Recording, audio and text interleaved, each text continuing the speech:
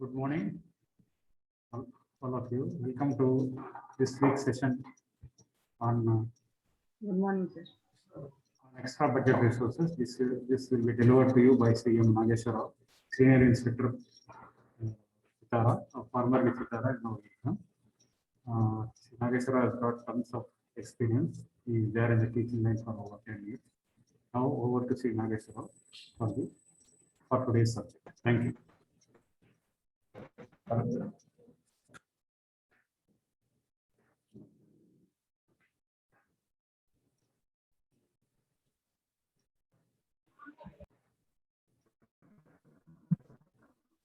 Good morning, sir. Yeah, good morning, all of you. Good morning, sir. Yeah, good morning. Yeah, we start this session. Yeah, today's topic is extra budgetary resources. And I will reserve last 10 minutes for this doubt clarification. So before I start the session, I am unmuting all of you. Please cooperate.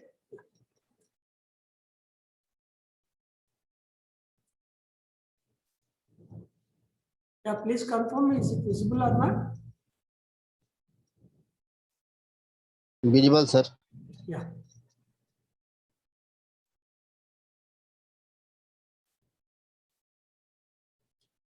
So today's topic is extra budgetary resources. All of you know budgetary resources means our internal resource as well as the capital provided by the Ministry of the Finance. That is loan capital.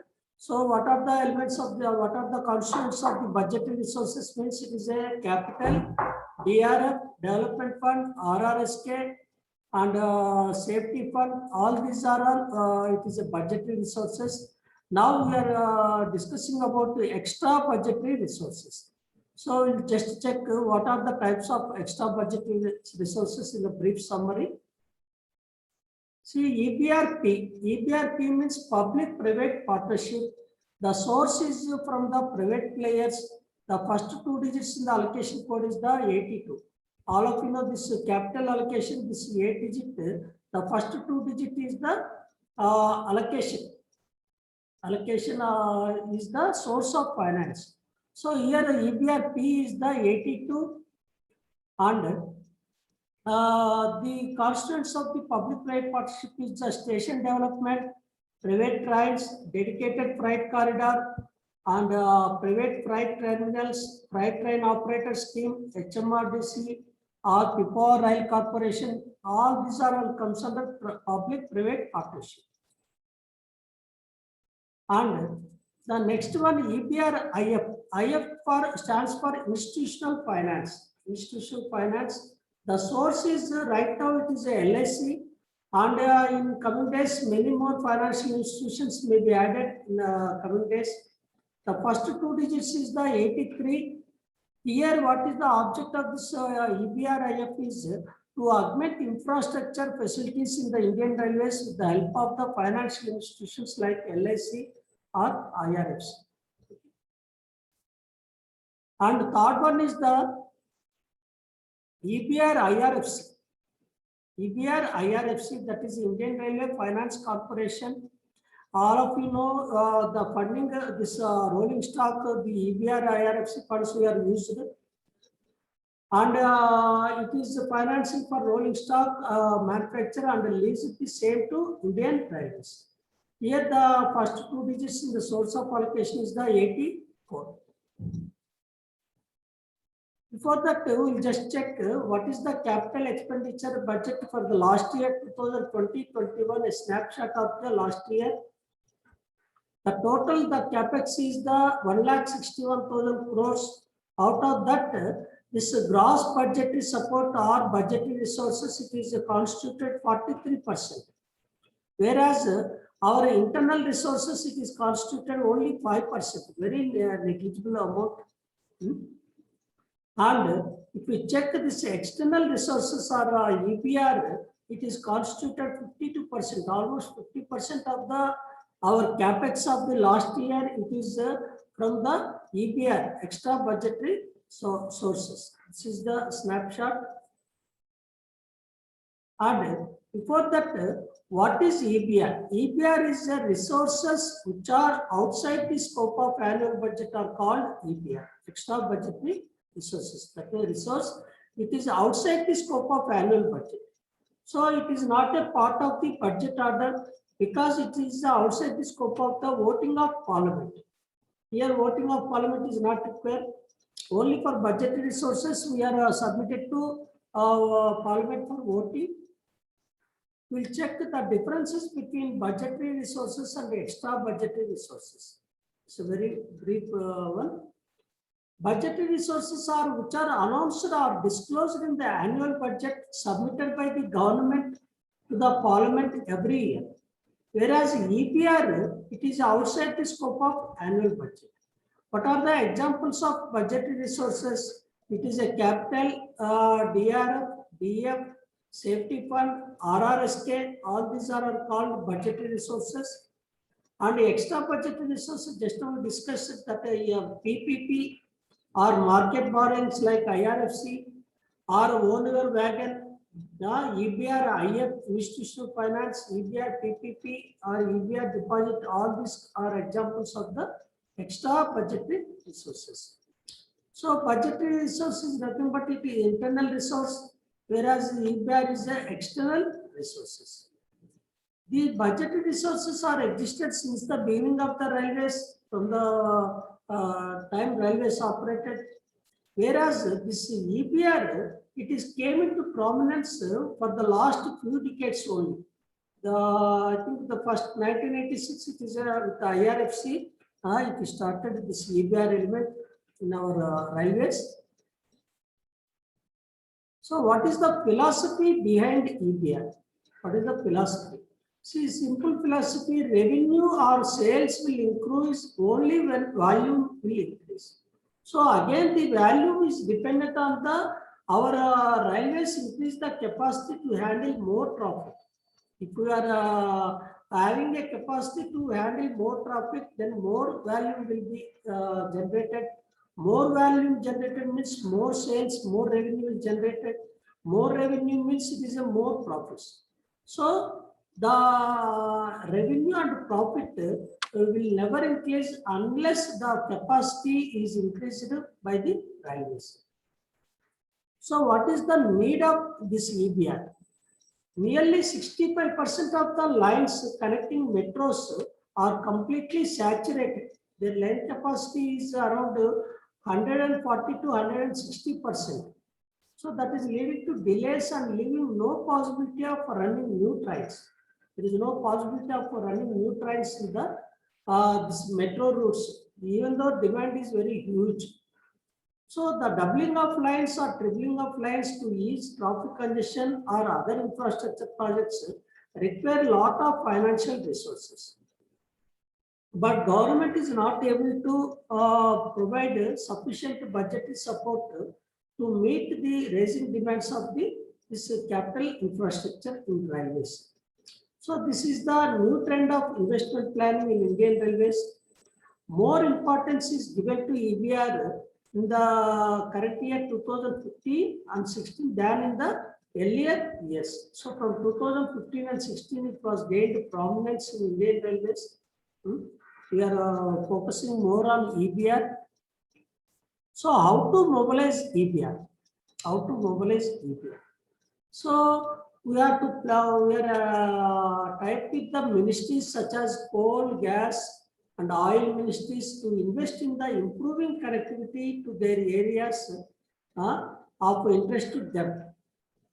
And also plan to attract institutional finance from the World Bank. If you check this dedicated freight corridor, the World Bank and the JICA, Japanese International Cooperation Agency, have come forward to finance the dedicated freight corridor project. So we have to attract institutional finance, that is LIC, or through PPP, or through joint ventures with the state governments and the public sector undertakings. And also through joint ventures by IRFC, by setting up a fund or buying a reserves from the Global Pension Fund and multilateral pension funds and other agencies. The beginning in this direction, The EBR IF is started in the 2 years back. So we are going to attract more funds from the global pension funds also. We are planning. So we'll check up the EPR constituents one by one. The first one is the Indian Railways Finance Corporation. Indian Railways Finance Corporation, shortly called as IRFC. What is the background of IRFC means? The budgetary support from Ministry of Finance is dwindling and insufficient internal resources to meet the rising needs of traffic. So to cope up the increasing traffic needs, the railways has no other option but to depend on the mobilizing resources from the public or other institutions. But however, as per business rules, only Minister of Finance is only permitted to mobilize the funds by issue of funds to the public. Other ministries has no right. So that is the reason the railways has floated a company under the Companies Act 1956. That is IRFC. It is a dedicated financing of for Indian Railways for raising resources from the public through issue of the bonds. So that is the background of the establishment of this IRFC in the 1986. So the vision of IRFC is to be a premier financial services company for the development of rail transport sector. This is the only one client is the Indian Railways only for IRFC. The mission is to make IRFC is one of the leading financial service companies in the country for raising funds from the capital market at competitive cost for augmenting railway plan finances. We check objectives. Objectives to mobilize market borrowings at the most competitive rates as per the annual targets fixed by the Minister of Railways. Every year, the Railways is fixing target. If you check this 2020-21, our target fixed by the Railways is the 30,000 crores. 30,000 crores. We are fixed the target for IRFC. So to this extent, the IRFC raised the borrowings from the public by issuing the bonds and to provide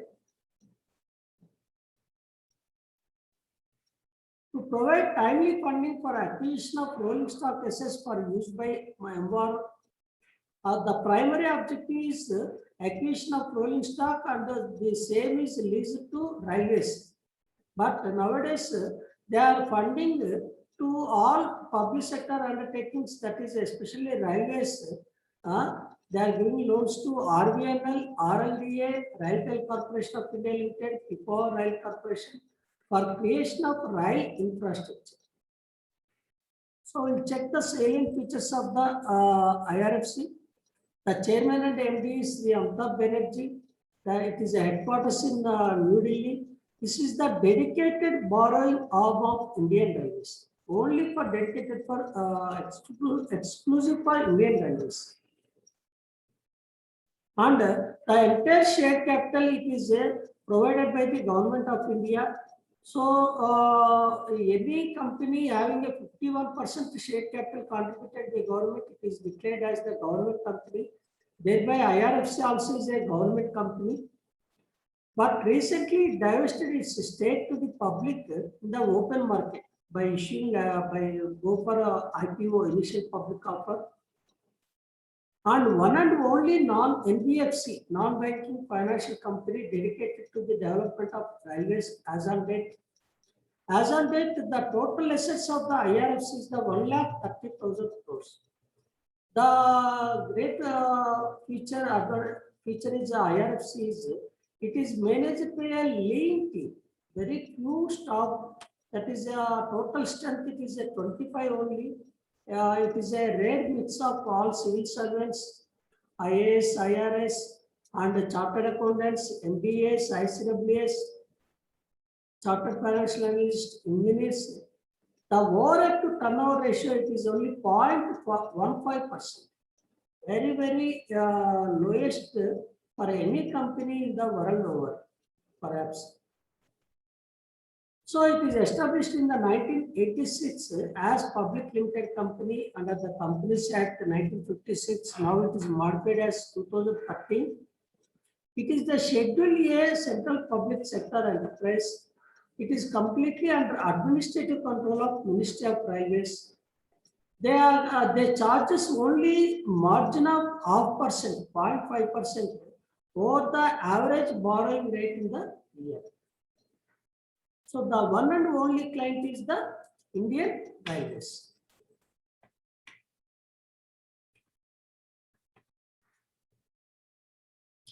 So what is the business of IRFC? Business of IRFC already we discussed. The mobilized resources through market borrowings from domestic as well as overseas capital market at most competitive rates. And with this money, they are putting for acquisition of rolling stock assets, and the same is leased to railways on payment of lease charges. And in the recent years, the IRFC also gives loans to RVNL, RLDA, Railtel, and PRCL towards viable and bankable projects being executed by them. Viable means because the rate of return is sure, good rate of return. What are the lease terms? Lease terms is it is the cost of the borrowing to railways is 8.5%. That means this cost to IRFC is 7.9%. The margin 0.5% to meet the this establishment expenses of IRFC, and if any leftover is there, it is declared a dividend to Indian Railways. So altogether, the Railways is bearing the cost 8.4%. And this Railways pays lease rentals to the IRFC every 6 months. Every 6 months, the lease period is 30 years. After 30 years, the rolling stock assets will be sold to Indian Railways only for a nominal price. So that is the mechanism. Here, important event happened in the leasing charges is in the 2005 year. Before 2005, entire lease charges is accounted to divide number 9, operating expenses profit. But this EMI or lease charges, it includes both principal and interest. So audit is objecting for this charging entire lease charges to demand number 9 because it contains, it consists of principal component as well as interest component. So from 2005 year onwards, the Railways changed its accounting policy for lease charges. That is capital component, we are charged to plan at 2200. It is created only for leased assets in the 2005 under demand number 16. Now only the interest component only charged to demand number 9. That is abstract G, operating expenses profit. So that is the result. It is resulted on the efficiency of this operating ratio. Because there is a reduction of the ordinary working expenses because the capital component is charged to demand number 16. There was a less burden on the ordinary working expenses, and thereby from 2005 onwards, this operating ratio is improved a lot. And what is its contribution to Indian Railways future? So it is the part of EBR. Almost this share of IRFC in the total Indian Railways capital expenditure, it is approximately 25%. That means 25% of total capex is provided by IRFC. And as on 31st March 2018, the cumulative funding to Indian Railways, it is the 2.2 lakhs crores worth of rolling stock. It is provided almost nearly approximately 9,000 locos, 50,000 coaches, and 2.5 lakhs wagons constitute 75% or 2/3 of the total rolling stock. It is belongs to provided by the IRFC only. That means legally IRFC is the owner for the 75% of the rolling stock. So this year, last year, this target is 30,000 crores out of 1,60,000 crores capex. This is the role of IRFC in the Indian Railways infrastructure. Now, recently issued to shares to the public through IPO. The price band is 25 to 26 rupees per share. Almost it is oversubscribed 3.5 times.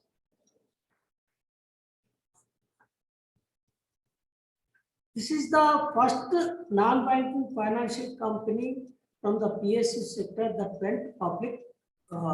This is the first time. So now the government stakeholding is reduced from 100% to 80% post the IPO. Now we'll discuss the second EBR, that is the EBR IF. IF stands for Institutional Finance. So this is the new source of finance for funding capital expenditure of Indian Railways in addition to existing sources of finance. Because the existing sources means loan capital, DRF, DEF, and IRFC, it is there already. So this is the new.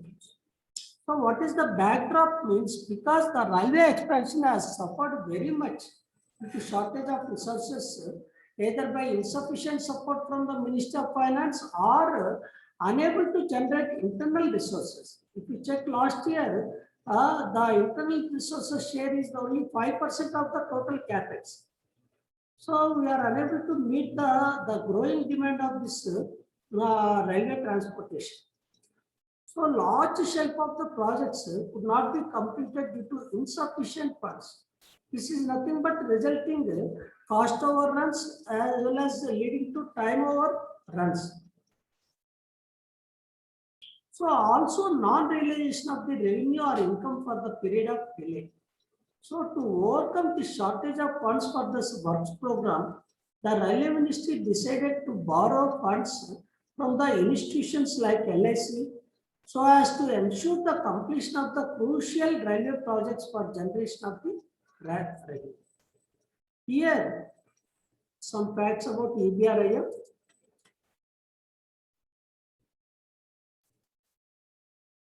See, these funds are used only for priority works. Priority works only, this EBRIF funds are used. The priority works means new lines, gauge conversion, doubling, traffic facilities, RE, SNP, etc. The object is to enhance throughput on the congested corridors. That I told you, 65% of lines connecting metros, it is highly saturated. Highly saturated. So to decongest these corridors, the EBRI funds used for this gauge conversion, doubling all capital aggregate projects.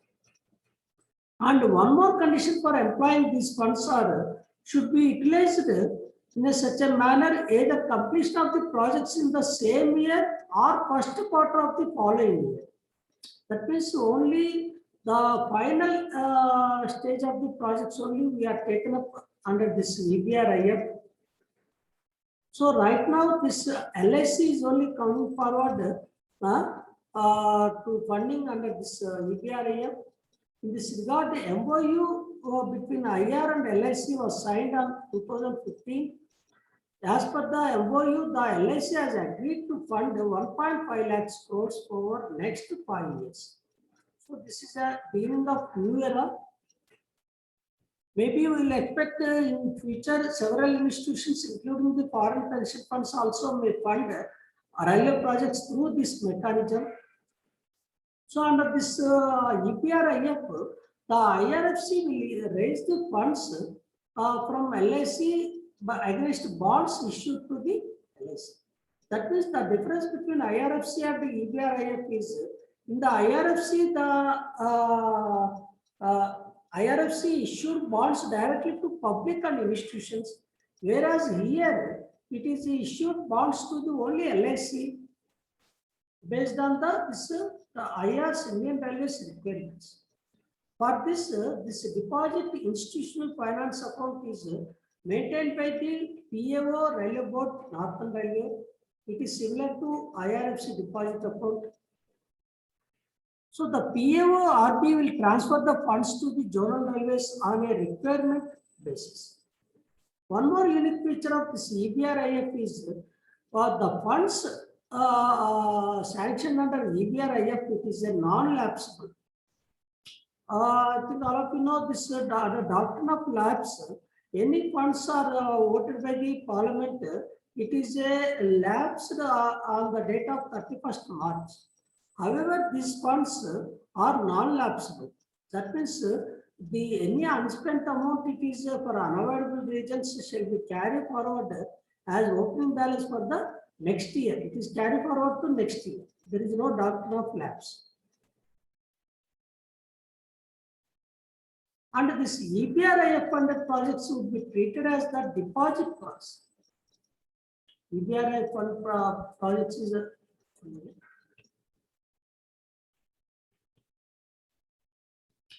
these works treated as the deposit works for accounting of fund flows.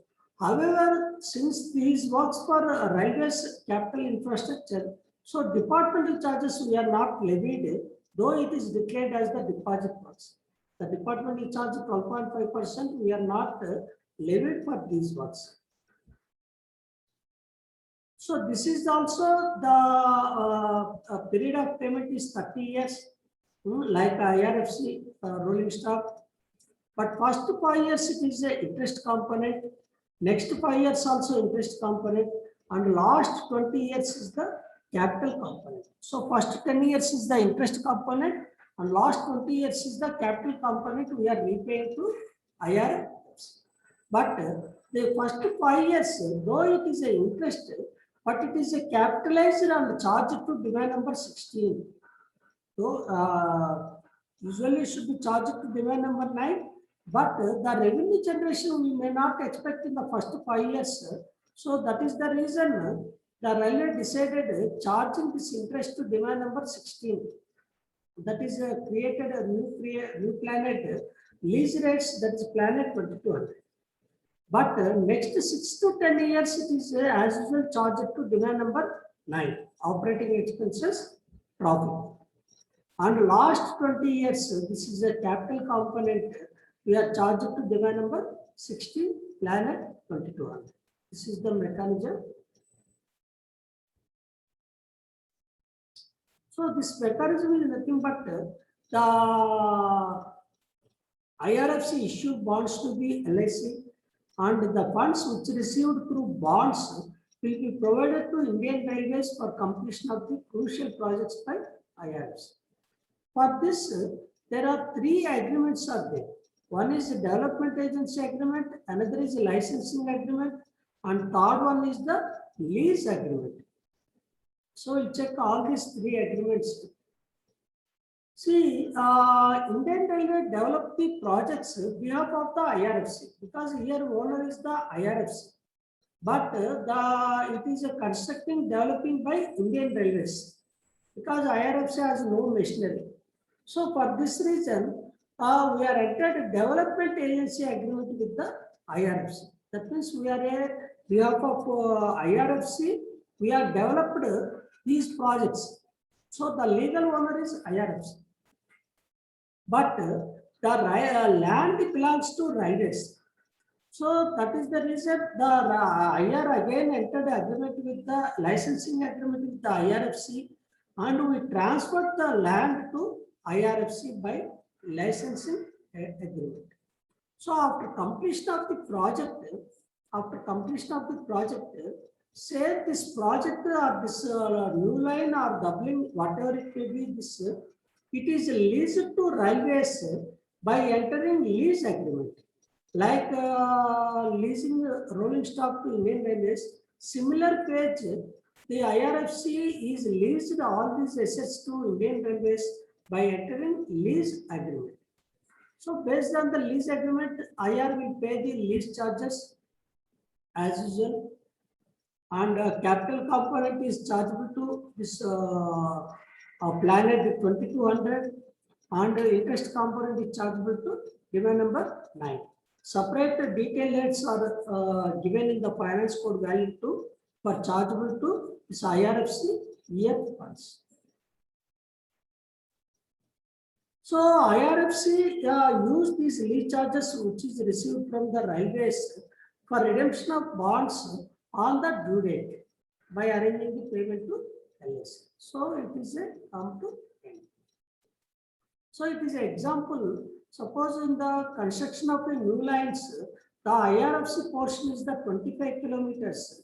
That means the 25 kilometers is the IRFC is the owned assets.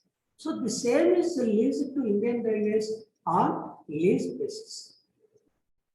So you check the comparison of IRFC and what is this EBRIF. More or less, this EBRIF is similar to funding of rolling stock by IRFC so far from 1986. Because in both cases, IRFC is leasing assets to Indian Railways in return of lease charges.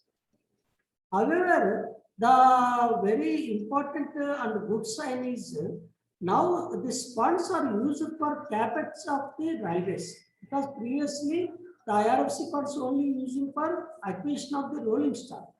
Now, apart from rolling stock, now we are able to funding this capital infrastructure projects in the Indian Railways, that is new lines or base conversion or this one. But only thing, only burden is we are where the charge it is cost to Indian Railways around 8 to 9% or 10%. Suppose had the Ministry of Finance is provided, our rate of dividend is only around 4%. If you deduct this any concessions and subsidies, it is only 2.5%. That means almost 4 times burden to Indian Railways. Anyway, from 2017 onwards, since the railway budget is merged with the general budget, there is no dividend.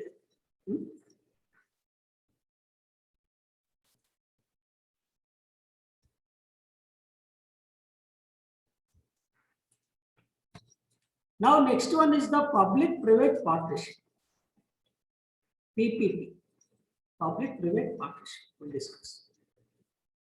So, it is an innovative way of delivering modern and high-quality public services and promoting the country's competitiveness. Currently, this topic occupies the page 3 status in the newspapers. News. So, what is PPP? It is a long-term project between the government and private sector company for delivering an infrastructure service on payment of user charges.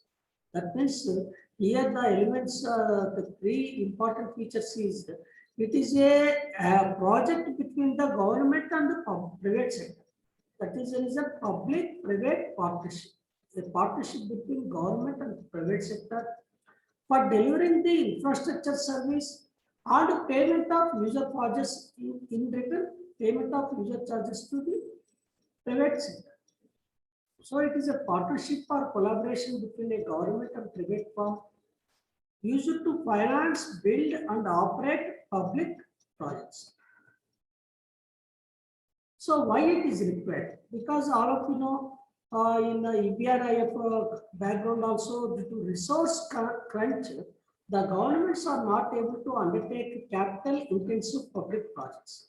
That is either transportation, metro transportation, railways, bridges, roads, airports.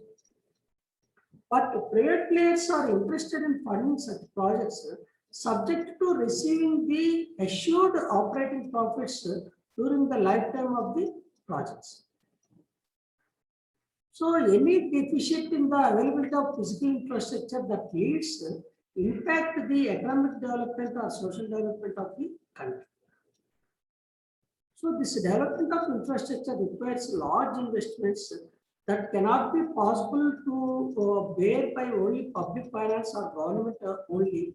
So in order to attract private capital and as well as the techno-managerial efficiencies associated with the private players, the government is committed to promote this PPP in the infrastructure development. It is not only in India, entire world, it is now it is going on. Yeah, we will check the salient features of the public-private partnership. So normally the contract period of 25 years or more than 25 years. Sometimes it is a 50, 60, 75 years also. So the role of private player is for designing the project, building the project, finance the and operating and transfer. Here the important feature is after end of this contract period, the entire project to be transferred to government without any compensation. So what is the role of public player or government role is defining and monitoring the project as per compliance. So it is a monitoring and defining. So the risks are distributed between government and private according to the ability of the each to assess. So sometimes the infrastructure projects may not always be financially viable. Because if you check the roads connected to rural areas, it is not possible to get financial rate of return. Because of long gestation period or limited financial returns. So in such cases, the government will step into field by providing incentives that is called a viability gap fund. Viability gap fund to private players like this tax concessions or providing land at free of cost or with normal rates or providing subsidies so that even this some infrastructure projects, though it is financially not viable, the private players are interested to avail these concessions. Usually, the private player is formed a special purpose vehicle to build and maintain the asset. SPV. SPV is a special purpose vehicle. So it is a SPV that signs a contract with the government and with subcontractors to build the facility and maintain. So here risk sharing is private sectors manage commercial risk and construction risk and financial risk, whereas the governments are managing political risk and land acquisition. Because land acquisition is the main responsibility of the government to provide private players. Here MCA is playing very important role, model concession agreement. The detailed modalities of the contract between private and government, this document is placed very important role in the implementation of the projects. Because it is clearly delineates and demarcates the risk to be shared by private player as well as government player, and it spells out the formula for sharing of the revenue among other important details. These are the important types of PPP. There are several variants are there, depend on the project and depend on the system. So build, own, operate, build, operate and transfer, build, own, operate and transfer, build, own, operate, share and transfer, design, build, finance and maintain, and DBFMO, design, build, finance, maintain and operate, and DBFO2, it is adopted for this Hyderabad Metro, design, build, finance, operate and transfer. But in all the cases, the transfer of the asset is the very, very important. And sometimes without build and transfer, there is only operation and maintenance contracts also there, O&M contracts. And operations, management and development agreement also is there. So what are the advantages of PPP means? It is a work well because we can rope in this private sector technology and managerial efficiency and innovation combined with this government players subsidies and tax benefits. So it is a win-win situation. So that we can provide the better public services, very good comforts to the public, and creating good infrastructure facilities. So this is the very, very important. So here it is the apex body public-private partnership appraisal committee to approve the PPP projects in the government of. As of now, the total PPP projects, it is the 25 lakhs crores. Nearly 2,000 projects are going on. These are the three examples. HMR Hyderabad Metro Rail, it is a 12,000 crores. Teesta Power Project, it is a 6,000 crores. On Dhamra Port, Odisha, 10,000 crores. Delhi International Airport, 12,000 crores. On Delhi Meerut Expressway, 10,000 crores. On container terminal, it is almost 6,700 crores. As far as Indian Railways or transportation side, the Noida toll bridge was the first successful example of the PPP in the transportation side. Noida toll bridge. We check all toll bridges, roads. It is constructed on the PPP only by collecting the toll. And redevelopment of New Delhi railway station, it is planning 8,500 crores. Redevelopment of this Gwalior, Nagpur, Amritsar and Sabarmati, 1,300 crores. All of you know this Habibganj railway station, it is ready to start, ready to begin. And this catering, food plazas, budget hotels, and one SPV formed Pipavav Railway Corporation Limited with the partnership of the state governments, that is for constructing Surendra Nagar and Pipavav New Line. And K-Ride, a joint venture company, is Rail Infrastructure Development Karnataka Limited, and Wagon Investment Scheme also best example. Parcel services we have it out to private players, and container trains, private sidings, ICDs, rail side warehouses, and a dedicated freight corridor with the help of this JICA and World Bank. It is a very major project. These are the examples.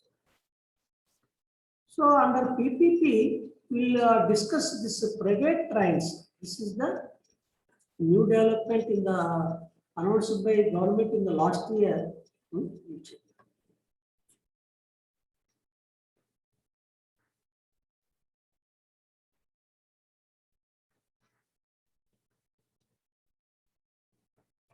This is the first time in 166 years Indian Railways history, the introduction of the private trains in the Indian Railways.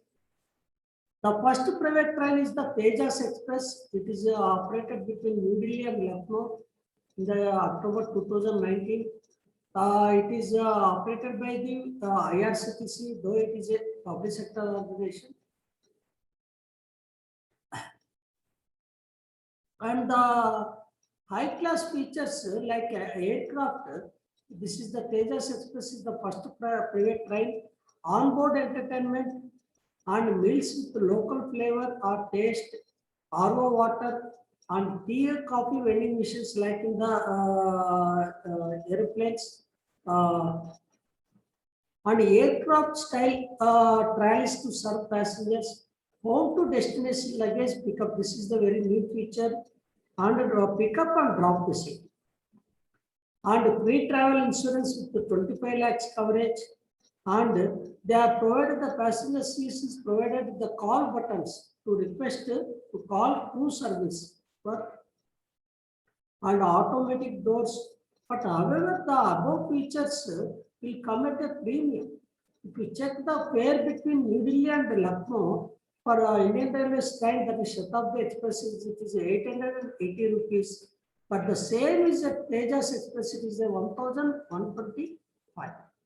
Almost it is a 20 to 25% more than the Indian Railways our traditional trains.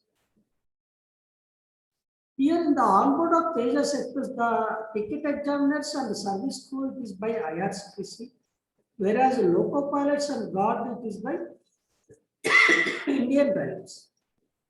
So IRCTC will pay haulage charges and lease charges to Indian Railways.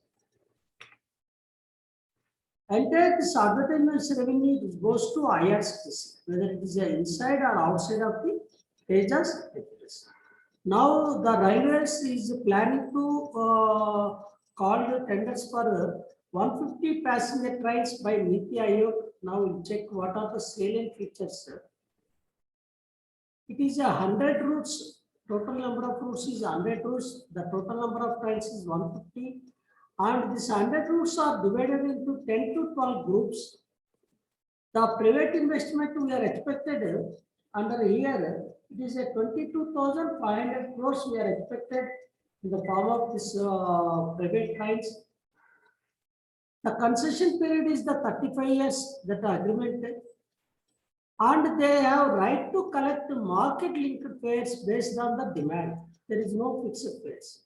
They may increase or decrease depending on the demand. That means in the festival season, they may increase the demand prices based on the demand. And one more feature is the flexibility for class composition. That means they can decide how many AC coaches and how many sleeper. There is no fixed composition. It is dependent on the demand.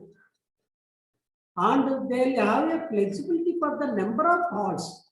They may introduce only 2 halls or 4 halls, 4 or 5. It is depend on their interest. There is no compulsion on part of the private players. But this procurement of technology transfers from the source they wish, but subject to our RDSO standards and specifications. They can procure from any player, but only subject they should comply our standards and specifications prescribed by the Indian Railways. Here 2 stages is there, that is a RFQ on the request for quotation and request for proposal. This bidding on the cluster basis, because we told this 12 clusters. So each cluster it is a around 12 rates. So the bid parameter is the gross revenue share or selection of successful bidder based on the highest revenue share. But maximum 3 clusters only to be awarded to any bidder. More than 3 it is not allowed. That means overall the 12 clusters minimum 4 players should be entered. You see, access to track and signaling network on payment of this fixed, that is access charges, that is we'll explain.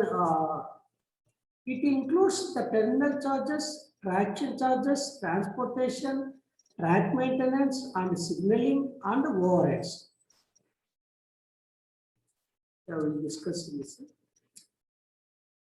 And compliance with the pre-approved train operation plan. They have to submit this train operation plan to railways for approval. Then only they can start the trains.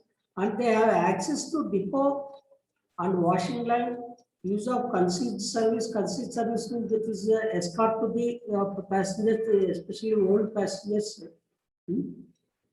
Pick up and drop facility. And implement a transparent and non-discriminatory system for dispatch and movement of trains. There is no discrimination. It is in the transparent mode.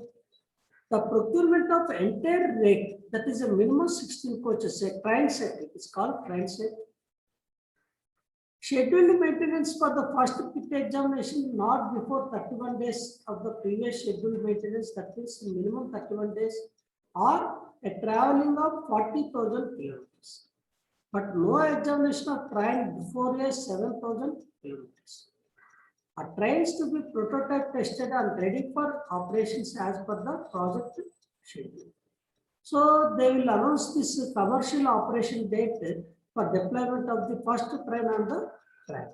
But because of COVID, the tendering process is very slow pace.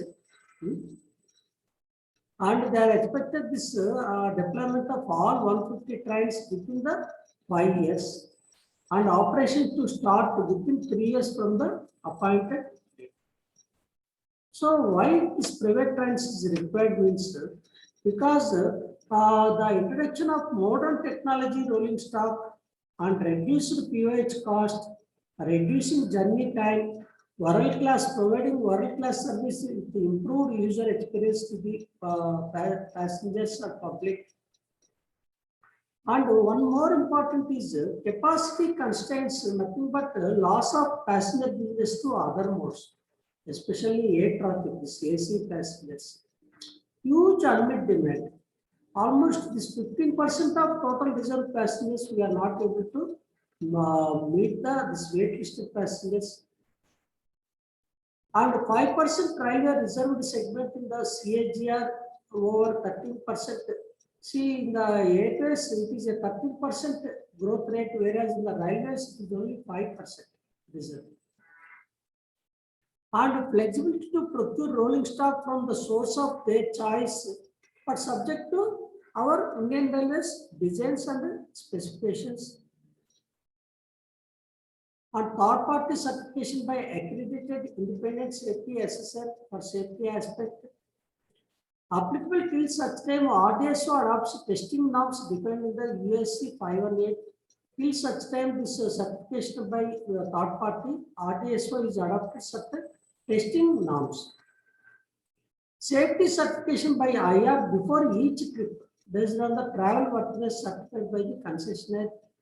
We have to certify the safety and complete maintenance of the trains by concessionaire, that is private players. So here the KPI key performance indicators are punctuality, that means delay of more than 15 minutes, they will supposed to pay penalty. So up to 15 minutes only it is allowed, the delay. And reduction in the guaranteed reliability mean distance traveled between two failures. Upkeep of the trains, that is neatness and hygiene and security. And monthly report on all key performance indicators and complaints for each train. This damage is for non-compliance of any key performance indicators. It is calculated as a percentage of the haulage charges. But for delay due to our Indian Railways, we are supposed to pay damage to these concessionaires or private players. So this financial part, the concessionaire revenue, it is only user pay. It is based on the demand, appropriate market link pay. And this payment, they are supposed to pay this gross revenue share. That is what is they bid at the time of bidding.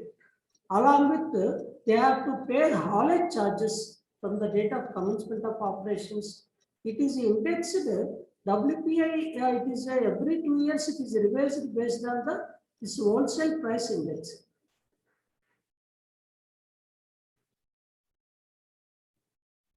And the eligibility criteria for bidders, it is a technical capacity minimum 2,700 crores over the last 5 years against payments for development or construction of eligible projects or revenue received from the eligible projects. They should be get at least minimum 2,700 crores in the last 5 years. And is a domestic or international entity or government or private company, anyone is eligible. The financial capacity minimum net worth, they should have 450 crores. In respect of accidents, the relief and restoration responsibility by railways. But the compensation for claims in respect of loss of pay, life, bodily injury, luggage, anything, it is to be covered under insurance. It is the responsibility of concessionaire, that is private player. This is the bidding timeline, private trains. That is, suppose if it is an invitation, January 2022, it is called the shortlisting based on the technical and financial criteria. It is a T plus 60 days. That means January 2022 plus 2 months. On the invitation of bids from the shortlisted applicants, it is the T plus 70 days. On selection of successful bidders, it is T plus 150 days, 5 months. And award of the project, T plus 180 days, 6 months. That means if the tenders are called in the January 2022, suppose if you assume, it will be finalized within the 6 months, that is by July 2022. This is the bidding timeline. These are the haulage charges. for each kilometer, for each track kilometer, for one train set, that is called 16 coaches. The terminal cost is the 152 rupees. The traction cost, that is the diesel or traction, it is a 158 rupees. Transportation cost, it is 123 rupees, that is a station masters, trains, stations. On track maintenance, it is a 74 rupees, signaling 27 rupees, and all other overheads, that is a staff and officers, it is a 134 rupees. It is a fixed 668 rupees for each track kilometer. But it is revised every 2 years based on the wholesale price index.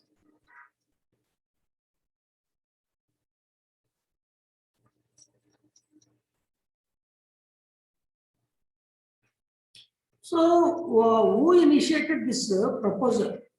See, in the November 2018, this NITI Aayog released the document Strategy for New India at the rate of 75 and sets goals for the year 2022-23. That is coincide with the 75th anniversary of the India's independence, and identified a diverse range of 41 areas that recognize the progress already being made and challenges that remain, and identify binding constraints in specific sectors and suggest the way forward for achieving the stated objectives. So these are the observations of NITI Aayog. The railway share in the surface transport is very, very low. That means in the 1950 it was 86%, whereas in the 2015 it is come down to 33%. Due to shortfall, main reason is because we are not increasing the carrying capacity or a lack of price competitiveness. So if we check the expenditure of railways as a percentage of transport expenditure, overall, it is in the 1985-90 it is 56%, whereas by 2007 and 12 it is come down to 30%. That means other modes of transport is increasing a lot, that is airways or roadways, whereas railways share of expenditure or share of this transport expenditure is declined from 56 to 30%. So this IR's golden quadrilateral and its diagonals make up only 15% of total route, but it transports 52% of passenger traffic and 58% of total freight load. So there is a high load, high saturation and over-utilized capacity on the popular routes. That is the reason DFC will come into picture. Since the passenger and freight traffic move on the same track in India, we have not been able to increase the speed or capacity in a significant manner relative to global benchmarks. If we check the statistics from 1950 to 2013, the route kilometers is increased by only 23%, whereas the freight is increased 1344% and passengers is increased 1642, 16 times and 13 times. But whereas it is the route kilometers is only 0.53 times. So this is nothing but it highlights overburden on the line capacity and saturation. So this is the small table, please check.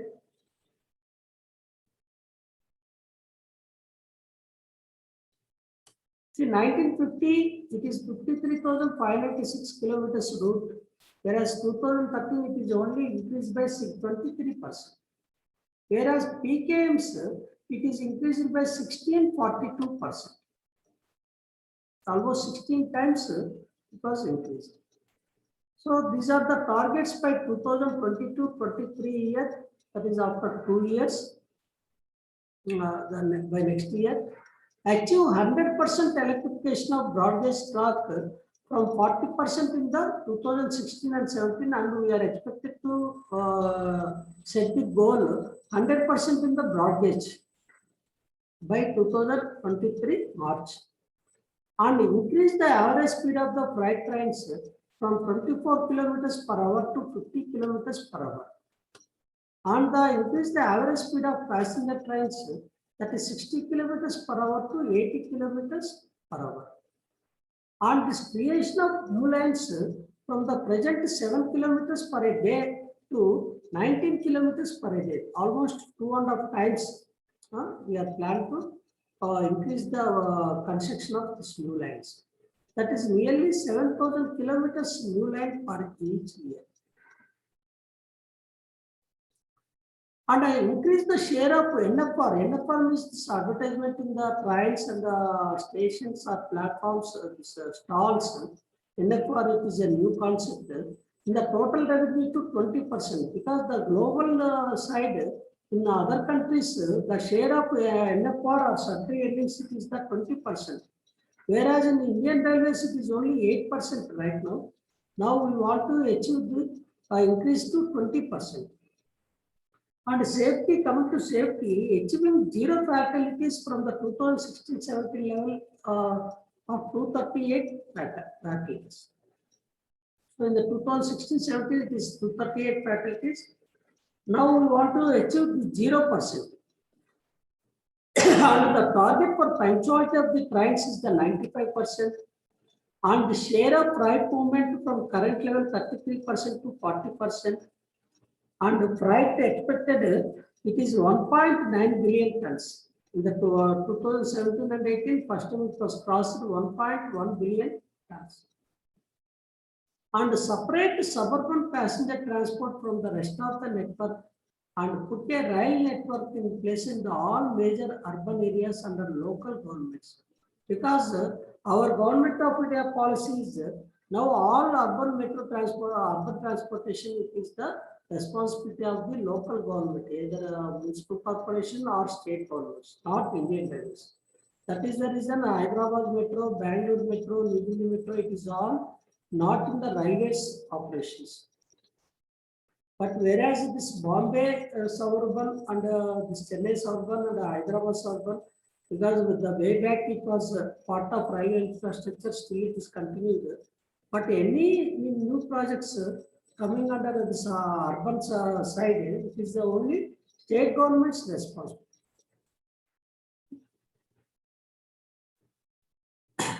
And complete the commissioning of the remaining 55 of the 100 new freight terminals under because we adopted Mission 100 in the 2016 and 17, already 45 is established.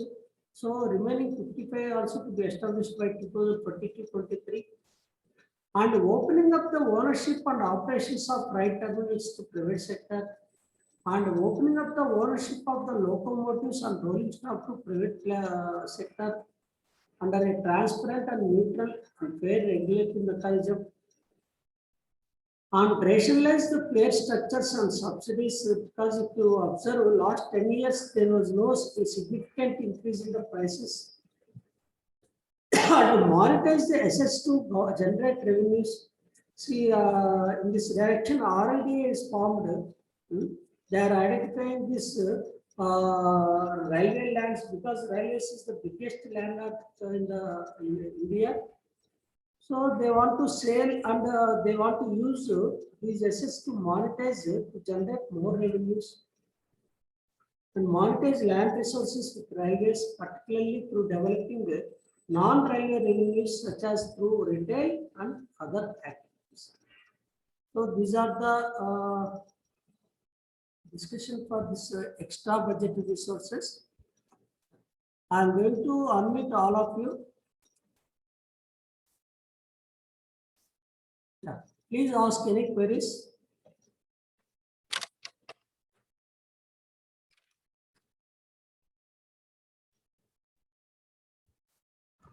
Excuse me, sir. NBFC, about NBFC. What is NBFC? Non-banking. Financial company. See, NBFC is the non-bank. Yes, yes. If it is a banking company, they can collect the deposits from the public and they can issue loans to the public. But whereas non-banking financial company, they cannot accept the deposits from the public. That is the non-banking financial company. So it is a financial company So this IRFC is the non-banking financial company. They cannot collect deposits, but they can issue bonds to the public. Okay, okay, sir. Thank you, sir. Thank you. Sir, EBRS. What is EBRS? EBR means extra budgetary resources. IF stands for institutional finance. S, sir, S. Yeah. Pardon? EBRS. EBR a special. New create. Yeah, EBR special. It is created in the last year only, but now it is not in operation. That is the object because due to COVID, we are not able to generate internal resources. So to augment the finance for this pension fund and other activities, we are collected money through market borrowings, but that is only up to 2021 March 31st only. Now it is not there, EBR, I guess. And I Thank you, think it is not continued this year.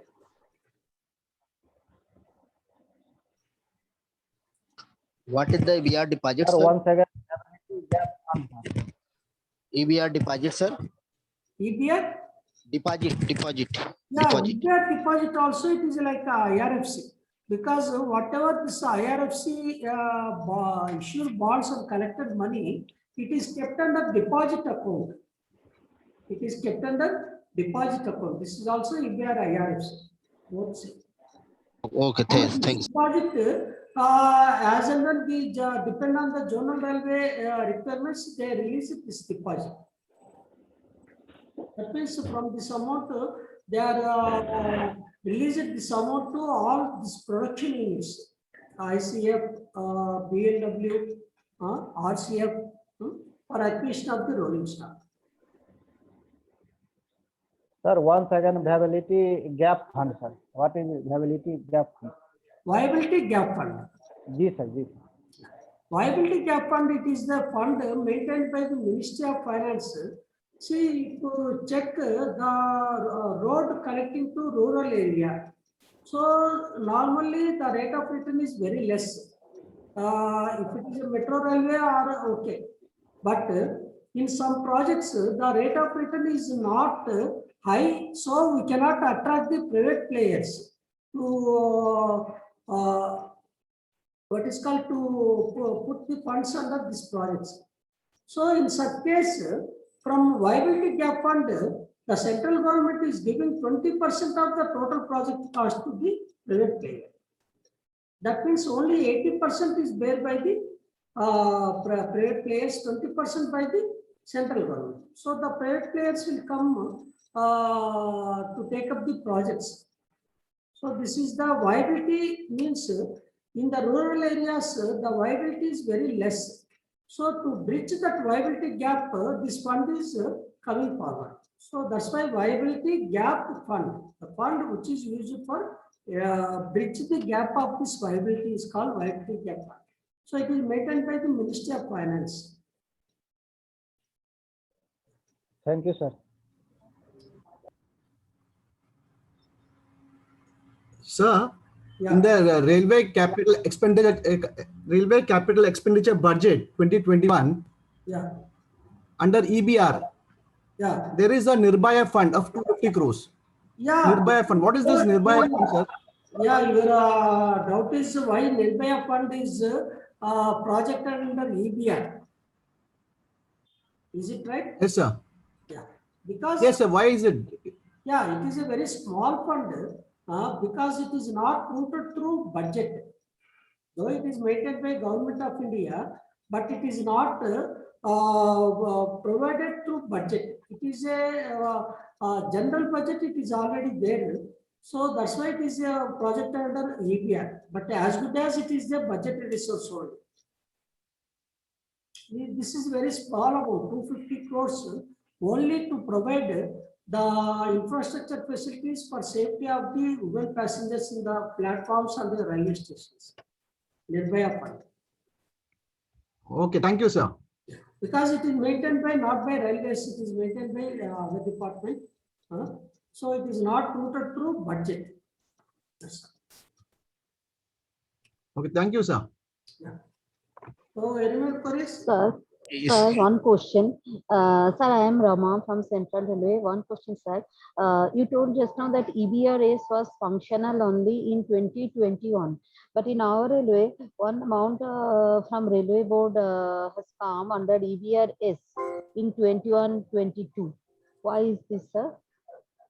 Pardon, please repeat.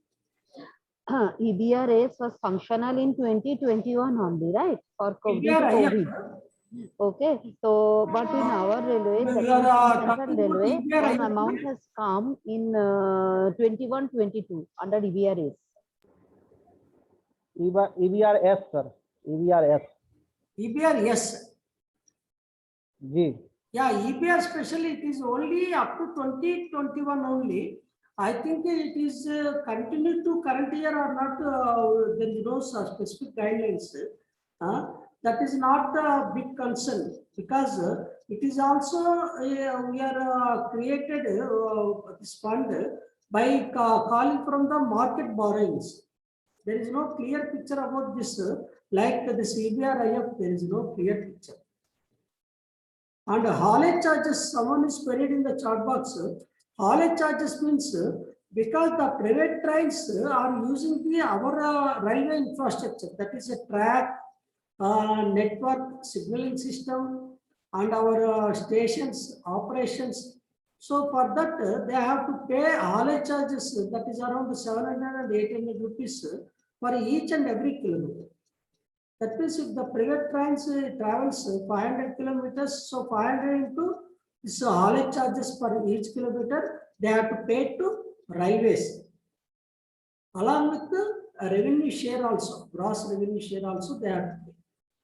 So this is the haulage charge.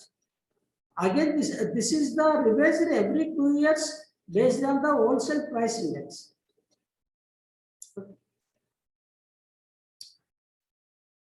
Yeah, so Subramanian sir.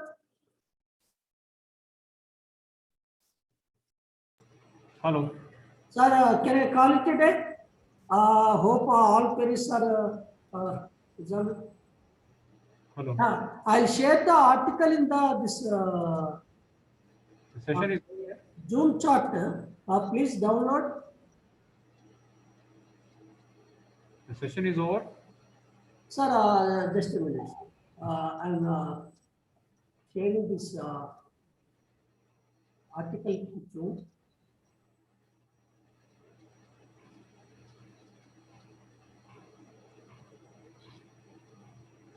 Yeah, any more queries? Sir, Please download that. Sir. Shared this article in the Zoom. Yeah, please tell me. sir, what is the monetized land, sir? Monetized land means, see, railway lands are not using for a railway purpose. So many vacant lands is there. So these lands we can give to private players by sale of land or by lease the unused lands to private players. Thereby we are getting revenue. This is monetizing. Okay, sir. Thank you. Thank you, sir. Thank you. Yeah, thank you. I will call it today. Sir Subramanian sir, I will call it today, sir. Thank you, Nageshwara Garu. Thank you all the participants for having attended the session on extra budgetary resources. Hope all of you would have benefited by this lecture session. So you are always welcome if you have any doubts. Tomorrow's session it is the profit book, sir. Will be on the traffic book. The speaker will be Sri M. Manjaya, Senior AFA RECR. Hope everybody will, most of you will participate and take benefit out of this lecture session. Over to Nageshwara. Yeah, as usual, the login time is 11 o'clock and the session timing is the 11:30 to 13 hours. The tomorrow topic is the profit book. The speaker is Sri M. Manjaya, Senior AFA RE South Central Railway. Thank you, all.